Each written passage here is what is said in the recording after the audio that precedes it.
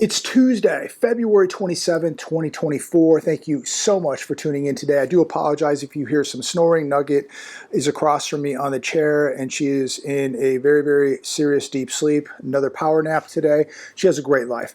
I want to get right into this video. Please make sure to like, share, and subscribe. And I want to give a shout out to another channel.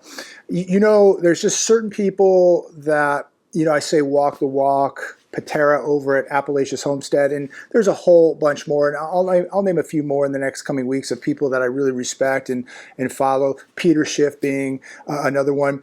But there's been a channel that I've been watching for a couple months, and he's given me a couple shout outs here and there. Jack Morgan RLP, Jack Morgan RLP, really good channel. And he's got his own twist to things. I like his style, but a really talented guy. And so give him some love and check out his channel. I was watching a show today. Somebody informed me and shouted out to me today that he had mentioned me again today.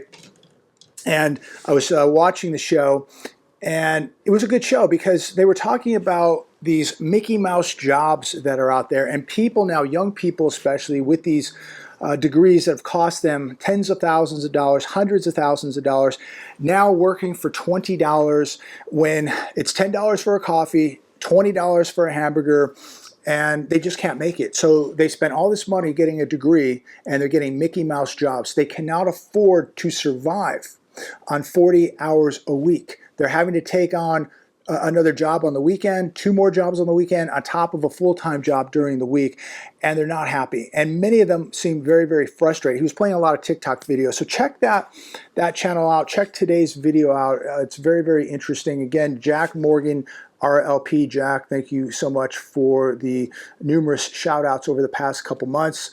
A couple articles I want to share with all of you today. Shoppers call out Kellogg CEO Cereal for dinner pitch for struggling families. This is really how that top 0.001% look at the rest of everybody else. So not that you need more sugar, you need more chemicals, you need more fillers and more preservatives for your dinner.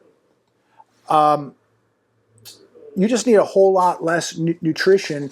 And while the Kellogg CEO, Gary Pilnick, eats whatever he wants for dinner, he says, if you're struggling, just eat cereal. How do you like that?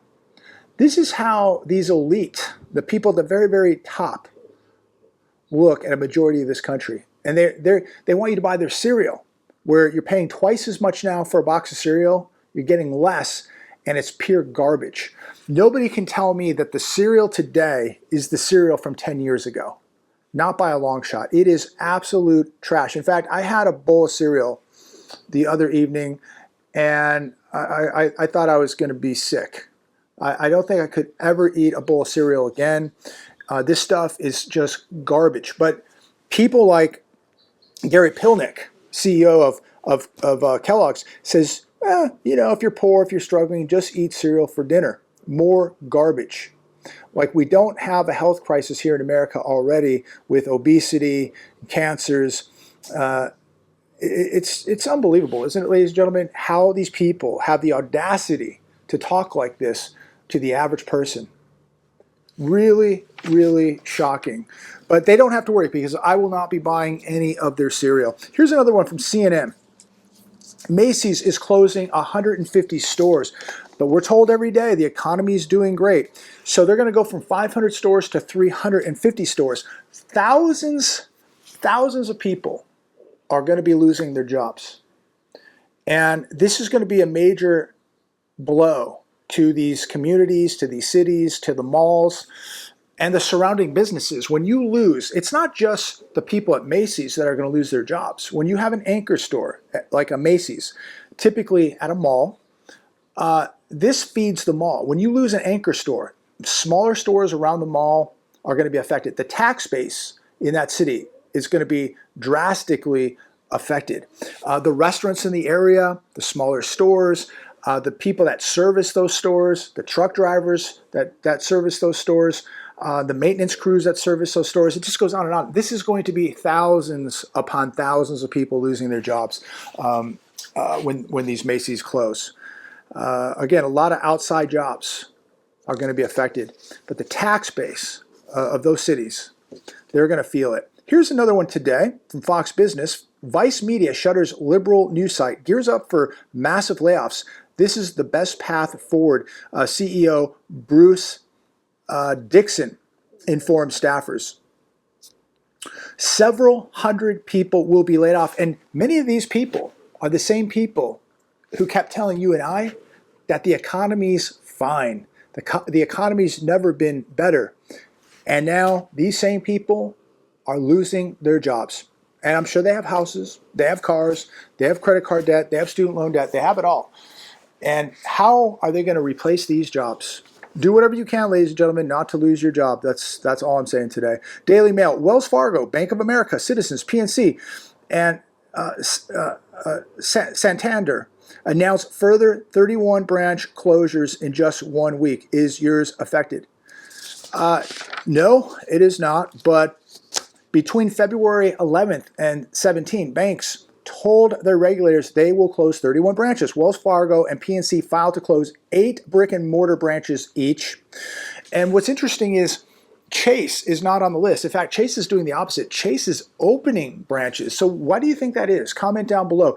Why are we seeing so many bank closures, but Chase, the U.S. central bank, is opening more branches? What is behind this? I don't have an answer. If you do, please comment down below. Love to know what the answer is. Another one from the Hedge today. U.S. durable good orders collapsed in January, biggest drop since the health crisis. Preliminary January data is showing an enormous 6.1% month-over-month plunge, the weakest month-over-month print since August of 2020. Again, we're being told every day by people on the television that everything is great. You know, the stock market is sitting at an all-time high. Everything's doing well. What's the problem? But we have the weakest print since August of 2020. Think about what these numbers would look like if we weren't spending all this money on these wars, because that's included. Think about when we look at GDP and we look at this type of data, durable goods data, how much of this is just government spending? It's not coming from the private sector. It's government jobs. It's making bombs. It's supporting these wars. It's sending drones all over the place. And so, what if we took that out of the equation? Where would we be? It would be a complete disaster. It's all really a huge mirage, ladies and gentlemen. Half of aspiring homebuyers can't afford a down payment, and the number one reason why isn't student loans. So think about the typical down payment being 20%. You have 3 to 6% in closing costs. So they can't afford the down payment. They can't even afford the closing costs. You take a $400,000 home, which is about average. You're looking at $80,000 down payment, and then closing costs. Add on another 10. You're at $90,000. You need $90,000. So it says here, why can't people buy a home? Income not high enough. Cost of living too high. Credit card debt. Family and friends can't help. Can't give them any money. And then at the very bottom here, we have student loan debt. So as long as prices of these homes remain elevated, those down payments and that closing costs are also going to remain elevated. Something is going to have to give, ladies and gentlemen, because things are not selling. We have a very stagnant housing market, and it's going to continue to remain stagnant until something gives. And typically that is prices. Things are not going to improve till prices come down. So what is going to motivate sellers to lower prices? I think it's going to be the economy, because sooner or later, people are going to be running out of money. They're going to run out of capital. They're going to have to raise some capital, or the short-term rentals aren't renting, so they're going to have to sell 1 or 2 of those. They lost a job, spouse lost a job, divorce, whatever it may be. The cost of living, inflation. People are going to get themselves into a bind, and if they have second, third homes or investment properties, somebody is going to get motivated to start selling this stuff. And remember, when that home sells, that is the new comp on the street. JP Morgan warns investors should brace for 1970s style stagflation. Let's talk about what stagflation is. It is the combination of economic stagnation and high inflation characterized by soaring consumer prices as well as high unemployment. We're watching it take place right now. Prices are now coming down. In fact, prices of food, services continue to remain elevated and even going up. At the same time, we are seeing massive job losses. And you've got to ask yourself, are you ready for this? I would not be one of these people who is delusional and believes that they can never lose their job. Nobody is immune from losing a job at this point. You've got to be preparing for the worst case scenario.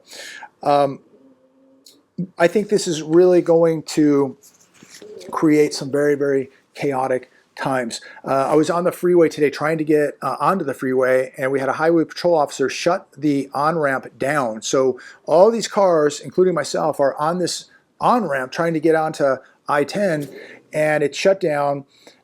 Nobody could see around the corner, but there was a cleaning crew there, and of course, within just a couple of minutes, people are blowing their horn one after the other, and it's just like there's a highway patrol officer shutting the lane down for a reason, obviously for everybody's safety, but people are so short-fused, in such a hurry, blowing their horns, and of course the cop's not going to move, right?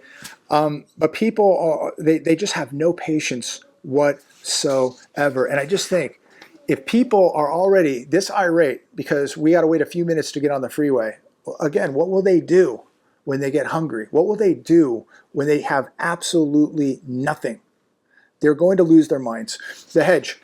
Record global debt, a ticking time bomb for the world economy. Global debt in 2023 reached a staggering $313 trillion. And financial markets continue to ignore this. The projection of the U.S. default will fluctuate over the next 4 years, and it will average an insane 5.8% of GDP. We're looking at 1.8% growth between 2028 and 2033. Markets continue to ignore reality, and they do not want to admit, and nobody wants to tell us, that we have a massive global debt crisis taking place. And when something blows up in one part of the world, it is going to affect everybody. I think it's extremely dangerous to ignore this. I think everybody should be preparing for it because there are going to be huge consequences because of this debt. And we're going to see a full-blown financial crisis caused by all of this debt. Here's another one from the hedge today. And I mean, the news is not good, ladies and gentlemen. People are losing their cars, they're losing their homes. And I'll tell you, there's nothing funny about any of this. There's nothing funny about somebody getting their car repossessed. There's nothing funny about somebody losing their home to a foreclosure. People have kids, they have pets, they have dreams, and they're going to lose it all. And there are people out there that think this is funny. They think it's a game. They think it's funny that people are losing their houses. They think it's a game. I think it's really sad. I really, really do, because I feel for people and I have some empathy, and when I see people, getting a foreclosure notice, I'm just thinking like, God, put yourself in their shoes. They got 2 or 3 kids, they got 2 dogs, they got a cat. Where are they going to go? What if they don't have a family to fall back on? What are these people going to do? And this is happening every day, and it is not funny.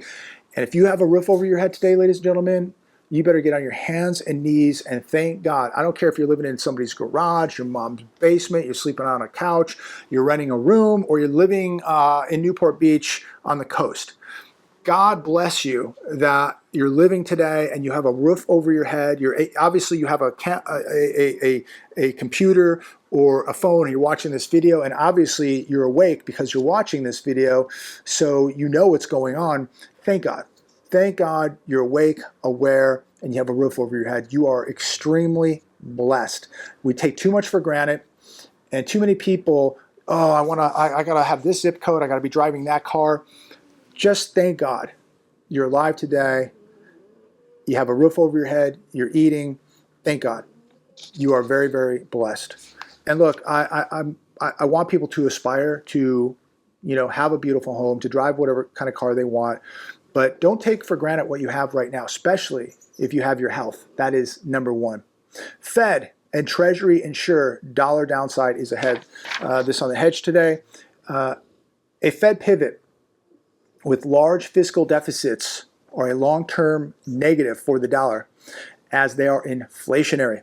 The U.S. now has the biggest deficit in GDP terms. What does this mean? To me, it means bet against the dollar. You better start buying real things. I'm, again, a big believer in gold. I think silver is the cheapest asset on planet Earth. Bitcoin doing extremely well. I know somebody will say something if I don't mention Bitcoin. Bitcoin's been doing extremely well. It can go to $100,000. It can go to $1 million. I won't be buying any of it. I'm sorry. I just cannot buy something backed by nothing or something that can be just shut off with the press of a button. I'm a big, again, believer in real things, in gold, things I can touch, things I can get to, things that don't rely on a computer, things that aren't reliant on electricity or a satellite. So look, if you're doing well on Bitcoin, God bless you. You should be thanking God you're doing very, very well. And I know that people will say, oh, you should have told people to buy Bitcoin. I can't tell people to buy anything. I just share with all of you what I'm doing, what my friends are doing, what I'm buying. I would never give financial advice. If you want to gamble, you can gamble. I of course, have always advised gold and silver because gold and silver can never be worth zero, never have been worth zero in 5,000 years. So I have no issue recommending and advising that you buy real things like gold and silver because they've never been worth zero. Nobody can say that a cryptocurrency can't go to zero because we've already seen it happen. Now, I know people say it can't happen to Bitcoin. Yes, it can. Again, buy, and I've always said this, buy whatever your heart desires. Buy what you believe in. And I'm going to buy what I believe in. So I've never said, don't do this, don't do that, only do this. I sit here, I take 20 minutes out of the day, and I just share with you what I'm doing, where I'm putting my money.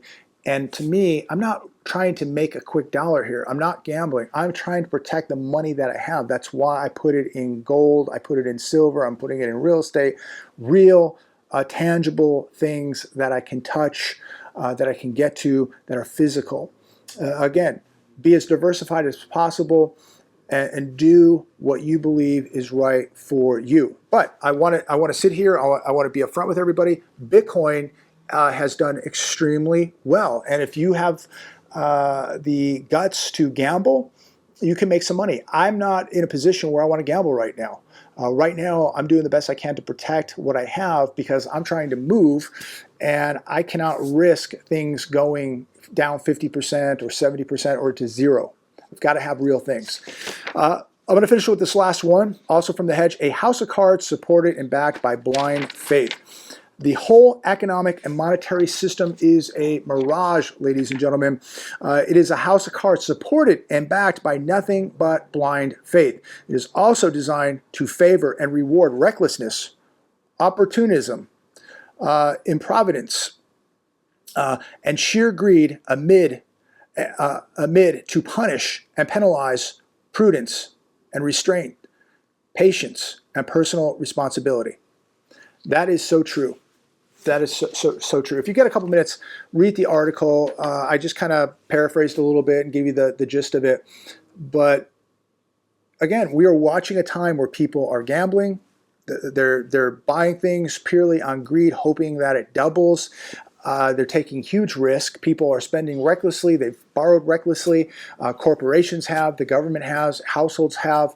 People are living way over their heads. They're taking big, big risk. So again, me personally, I'm not into, at this point, taking risk. I'm into protecting my wealth the best that I can and to make sure that when this thing completely collapses, that I lose the least amount possible and that I have purchasing power, that I have a war chest able to take advantage of some of the opportunities that are coming. Maybe you think that that's Bitcoin.